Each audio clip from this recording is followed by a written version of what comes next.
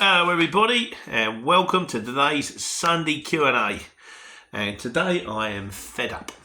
And I shouldn't be fed up because I've had a really good week.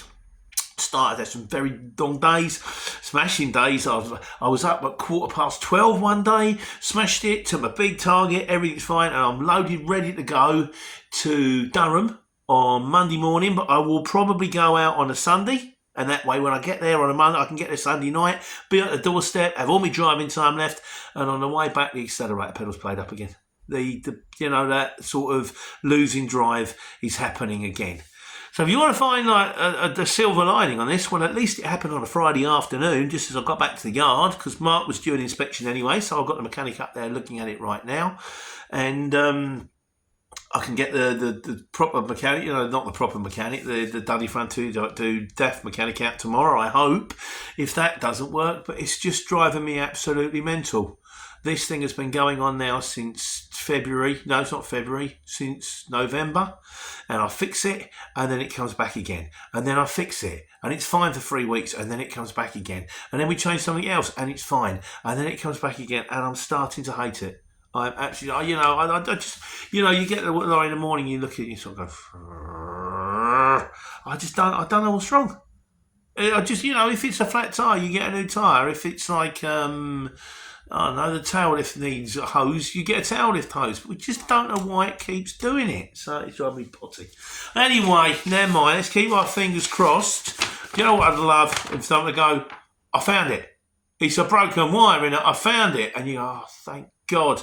But what are the odds? Probably not great. Anyway, so the introduction this week. Couple of videos to give mentions to. Neptune Courier. We'll do some links. Has done another ADR as part of the ADR series, in case anyone's following the ADR series, like the explanation of it all. And my mate Nick at London Creative is now solo Nick, and he's got his own channel, so we do you a link up there as well. Nick, I still haven't got around to doing the link on myself and catching up on your videos, because I said, you haven't had any videos out for ages. He said, yeah, on a new channel. And I went, I haven't seen it. So anyway, so there's a couple of links up there if you want to have a little flick across. Go and watch them, they're probably less boring than me. They're probably less moany. Certainly not having a whinge up all the time. Pete, we don't care. We're not listening to you. So, but anyway, so there's a couple of channels out here. Question of the week. This week. Bit of a weird one. This is from Rock God. The YouTube algorithm's all wrong. I'd keep getting tampon ads after your vids. Yeah, he's not exactly the target market for that, is he? Bless him. So question of the week is just, what ads do you get? Because I don't know. I just put the ads on. I'm just wondered, are they truck driving ads? Presumably, somebody somewhere in YouTube is supposed to work out that this is aimed at courier drivers. So you should be getting ads for like high-vis jackets or insurance or something like that. But I'm just curious, what do you get? Would you just get, I don't know, like account software? Maybe they're like that. I don't know, I'm just curious. That's question of the week. Question of the week from me. I'm just curious, that's all. See you in the comments, if you like. Last week's mistakes. I want to rectify this one. This is from Steve, the nefarious Steve Campbell. Because the guy said, how much can you make as an Amazon driver? And Steve said it was like, I thought he said it was like $200 a week on 2 rounds. And I thought, well, that's a lot. You're going to have to be going some. He said, no, to clarify, my dad is clearing that every month, not a week. However, he's having a lot of mechanical issues and he does a lot of hours. So that's more like it. If it's about 2,122 a month, that's probably about 600 a week. That's about 100 a day, plus your mechanical issues. Is it that great? I don't know. But sometimes, if that's all you can get, you're going to go for it, aren't you? So, this week's video was life on the CX. After that job I did where I was in a working lorry. What's wrong with her now? And I collected somewhere down Exeter way, and that had to go to Wootton Bassett. I remember it. Every time I got Wootton Bassett, I know the name. Mick says, jobs on the courier exchange can be very random, and that can be fun with some variety in your day. Yes, providing your vehicle works. It's fun, as long as today I had to go and pick up in Hitchin, and there was a roadblock, and there was a diversion for a narrow side street where I'm at a container truck coming in the opposite direction. But we got around, which is fun, as long as you're not thinking, I hope the accelerator pedal works. Am I still going on about that? I'll stop now, I promise.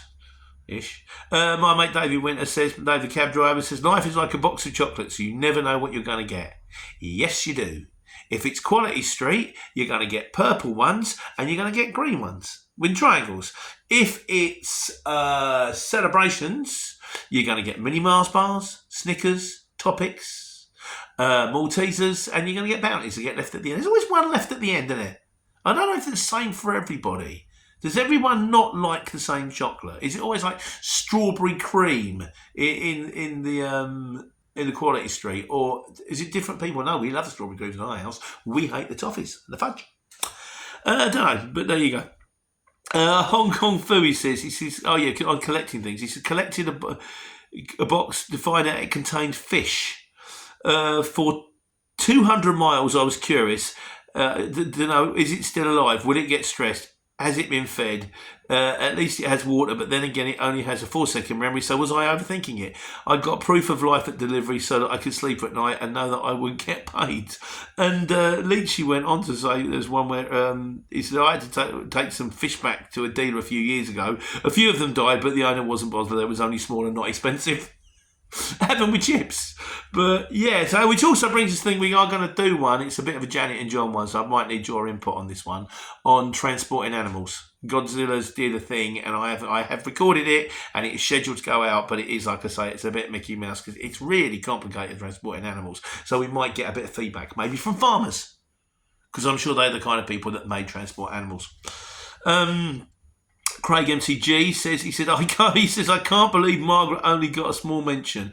Cup of tea from a random old woman should be the title of the video. I've no idea who she is, but I want to adopt Margaret as a granny. She was lovely. They're all lovely. Her and her Welsh neighbour who offered me a bacon sandwich, and the ones next door who offered me a cup of tea. You just go in and you just go, look, hello, sorry, I've got a delivery in the morning. I won't be here long, I promise. I don't make no noise. And they're like, oh, no, you're fine. Don't worry about it. Talk to people. Talk to people. Be nice. Be friendly. Be polite. People on the whole want to help. They're nice people. So, miscellaneous this week. Short one this week, guys. Concerning, we did one previously on a load on board, and Peter Ogilvie says, what if you get stuck with a load on board? He said, transport is basically a game of pass the parcel until it arrives at a destination. As soon as you collect a shipment, it's under your care until you have it signed off, and therefore any breakdown is your responsibility. Whoever is paying the bill needs to be told about the issue straight away so they can liaise with the customer and decide the best way to go ahead. Communication is always the key. To say it's not really your fault is irresponsible in my opinion. It's not a case of fault, but finding the best solution moving forward. It is exactly that. It's just, if it happens, these, as my mate Ben at HBC said, sometimes when I had a lorry load of flowers on, I was delivering for Mother's Day, and the alternator went in Bournemouth. I managed to get most of my deliveries off and some of the way back, and I said, I'm stuck, Ben. They sent another van to pick the rest of it up. He said, these things happen in transport. They're mechanical things. They break. Don't I know it? I said I wouldn't do that. I said I wouldn't promise. So that's it, just a short one. Again, there's not been a lot of that. I'm just doing 3-minute videos a week. There's not always a lot to talk about. So I'm going to go and upload all this and wait to hear from Mark. Wish me luck, guys. I could really use a solution to this because it's driving me absolutely potty. But it's stopping me from taking care and taking money.